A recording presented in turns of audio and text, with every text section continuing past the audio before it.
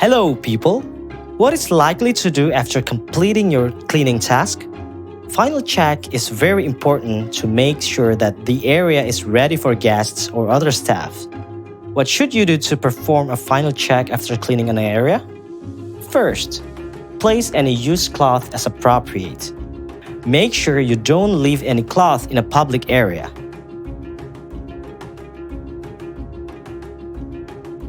Besides, make sure that the collected rubbish is moved to the external deposit. After that, you should make sure that there is no mark or residual stain left on the furniture and things after cleaning.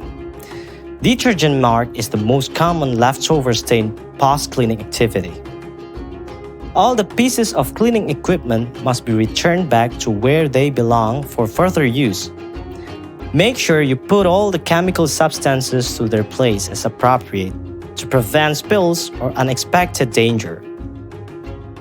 And finally, all furniture must be returned back to their original positions. Make sure that all the things are like what they used to be.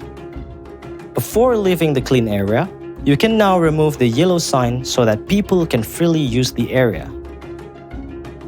All the information you have just heard is commonly practiced in international hotels or based on the international cleaning procedures, nurturing you to grow.